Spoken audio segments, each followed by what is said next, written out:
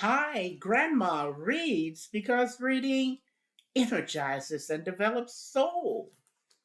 I'm going to be reading Frederick's Journey, the life of Frederick Douglass. Quote, You have seen how man was made a slave. You shall see how a slave was made a man. End of the quote. Frederick was taken from his mother when he was a baby and sent to live with his grandparents. His mother slaved 6 days a week from sunrise to sunset on another farm 12 miles away. She longed to see Frederick, but walking the 24 miles round trip and getting back by dawn was almost impossible.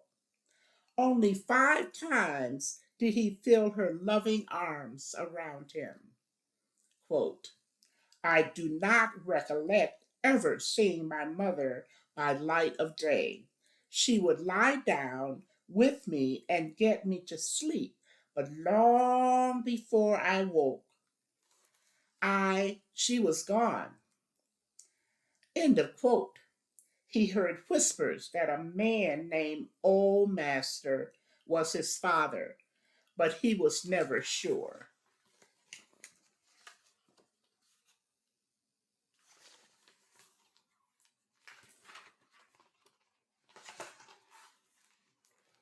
Grandfather Isaac was free. Grandmother Betsy was a slave. She cared for all her grandchildren, knowing how painful it would be when she had to give them up. Her loving hands bathed Frederick, fed him, nursed him, and hugged him. He ran freely among the corn stalks, which tickled his face and legs. He watched squirrels scamper up trees and bury their nuts in the earth. Grandmama taught him to fish. He dipped his thread line and pinhook into the water, but only got nibbles, while she scooped up scores of shad with her handmade net. Quote, living with my grandmother, whose kindness and love stood in place of my mother's, it was some time before I knew myself to be a slave. End of quote.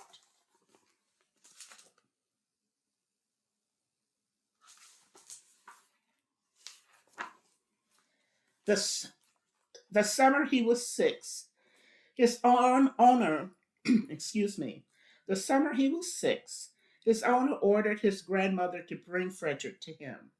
Her loving hands trembled as they walked 12 miles to a place with grand houses and hundreds of black men, women, and children. They are kin to you, Grandmama said, pointing to 3 children. Go and play with them. Quote, I really did not understand what they were to me, or I to them. Brothers and sisters were by blood,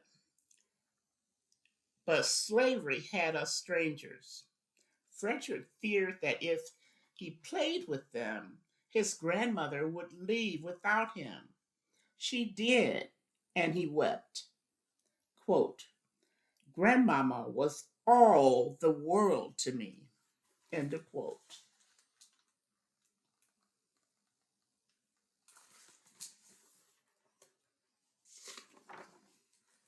Old Master made Frederick sleep on a clay floor in a closet covered by coarse blanket.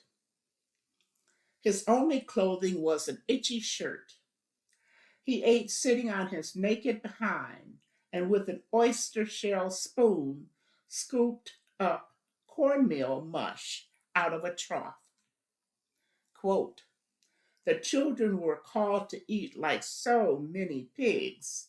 He ate, he that ate fastest got most. I've often been pinched with hunger, that I fought the dog for the smallest crumb. End of quote. Frederick's mother died when he was 7. He was never told she was ill.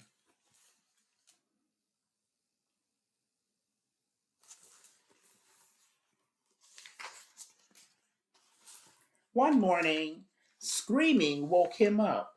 Oh, Master was shouting ugly words and whipping Frederick's Aunt Esther. Quote, I was hushed, terrified, stunned, and could do nothing. Her fate might be mine next. End of quote. He saw more beatings and a few times felt the whip on his back. Another aunt ran away. Try as old master did, he could not find her. Quote, her success made me seriously think of escape.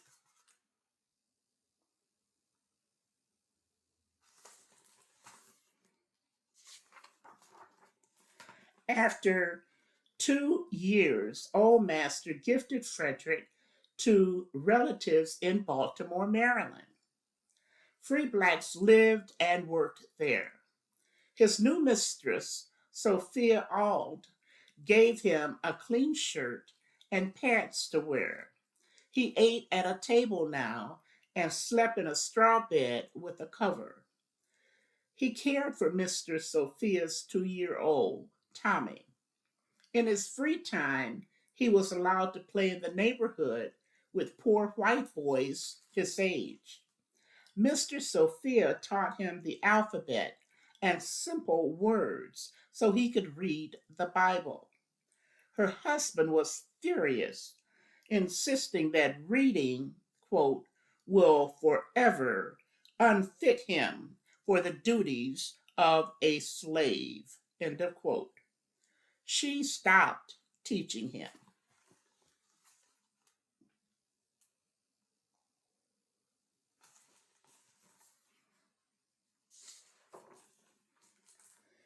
But Frederick sensed that words had power. While the family slept, he sneaked into the library and sounded out words in books. With his white playmates, he traded food for words in his copybook. For a single biscuit, my hungry little comrades would give me a lesson more valuable than bread. End of quote. Day by day, month by month, year by year, harder and harder words. He could not stop, even though he risked whippings if found out.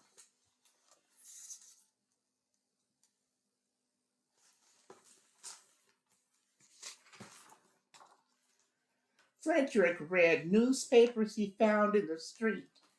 He copied letters with chalk on fences and sidewalks and barrels. He polished boots for money and bought a book of speeches about freedom. How wondrous to learn that people used words to teach and convince, and that some white people hated slavery. Quote, there was hope in these words, end of quote.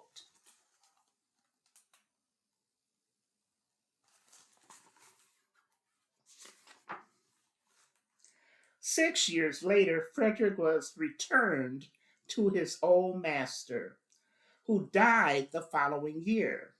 Frederick's new master found him too uppity for a slave. He had to be taught a lesson. He rented Frederick to a farmer who starved him, worked him, and whipped him until his spirit was broken and he stopped dreaming of freedom. Then one day, Frederick fought back. He knew he might be killed for doing so. Quote, this battle was the turning point in my life as a slave. I was a man now. It inspired me with a renewed determination to be a free man. End of quote. The farmer never touched him again.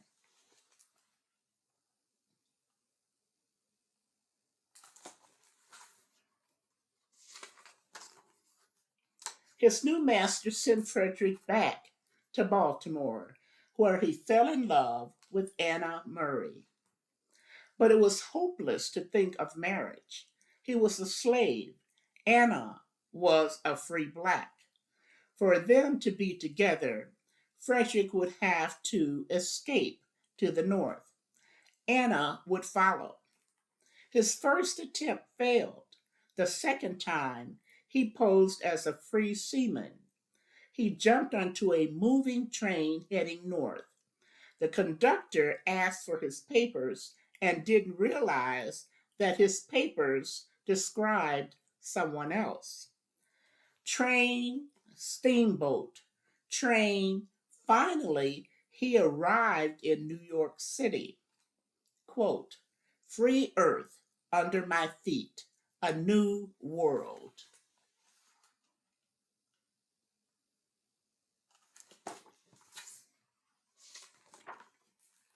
Frederick sent for Anna and they married. They moved to New Bedford, Massachusetts. He took a new last name, Douglass, to make it more difficult for his owner to track him down. Soon he was lecturing in states as far west as Indiana and Illinois. He spoke about his life as a slave and about prejudice in the North. Quote, I went in pursuit of a job of caulking, but such was the prejudice against color that white caulkers refused to work with me. End of quote. Many northern whites did not like what he said. They threw eggs at him and beat him up, but nothing stopped him from speaking the truth.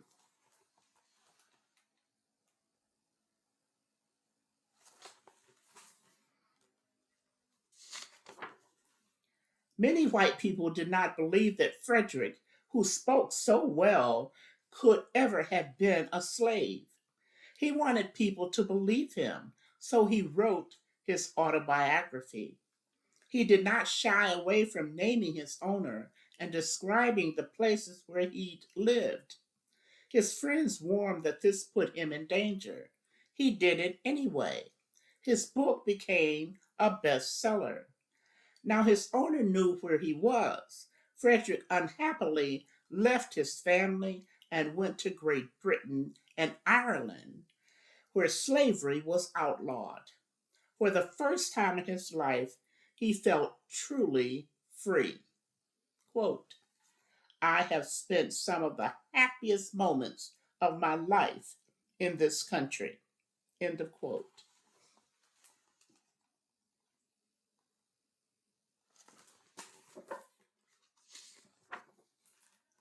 2 years later, friends bought Frederick his freedom for $710.96.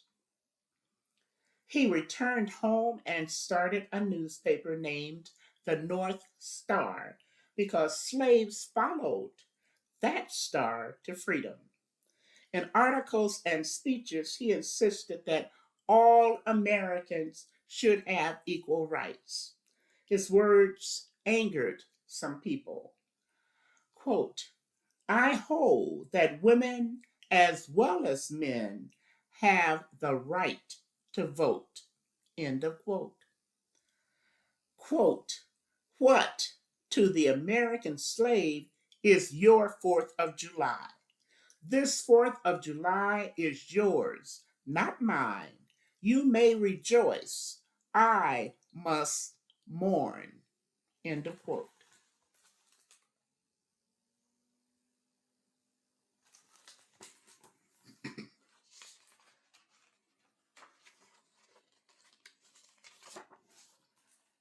It was a crime to help runaway slaves.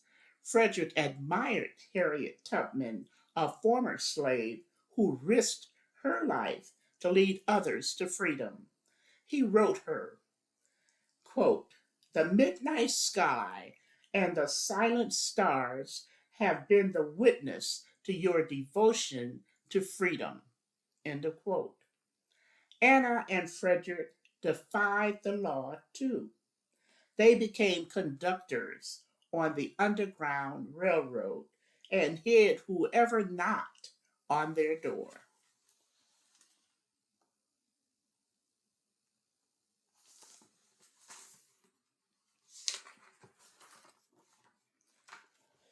The issue of slavery exploded into civil war between the North and South.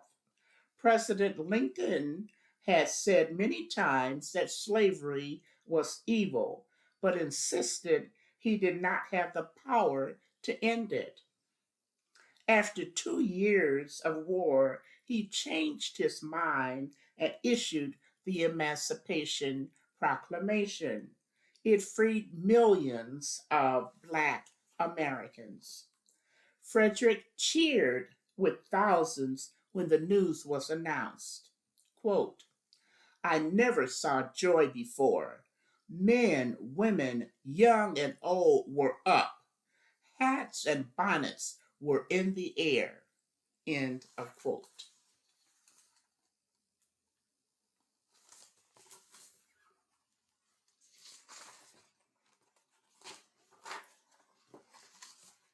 Frederick insisted that Black men be allowed to fight for their freedom. He traveled from town to town, urging them to join the Union Army. Thousands signed up, including his sons, Louis and Charles. Black soldiers got only half pay and were given inferior weapons. The South often killed captured black soldiers. Douglass met with Lincoln and insisted that they be protected. Quote, he did not let me feel for a moment that there was any difference in the color of our skins. I am satisfied now that he is doing all that circumstances permits him to do. End of quote.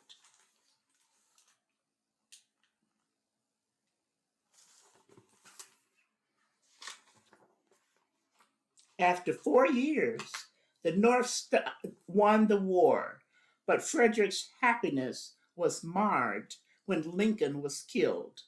Slavery was now ended everywhere in the United States, but Frederick saw more work ahead.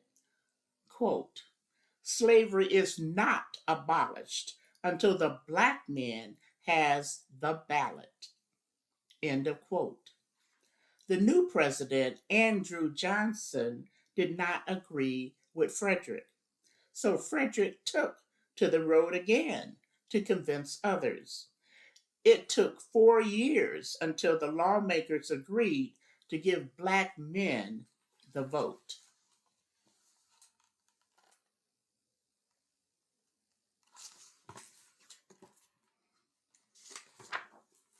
Douglass had traveled far, from slave to free man, from illiterate to educated, from powerless to powerful. It had been a difficult journey.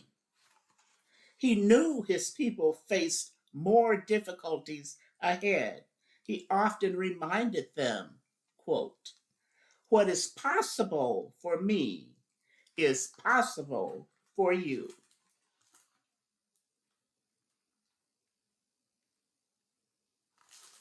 So I have read Frederick Douglass, The Life of Frederick Douglass, Frederick's Journey, The Life of Frederick Douglass by Doreen Rappaport, illustrated by London Ladd. Remember 321. Three things that you learned when you heard the book read. Two things that you're going to do as a result of hearing the book read. And one book you're going to read this week.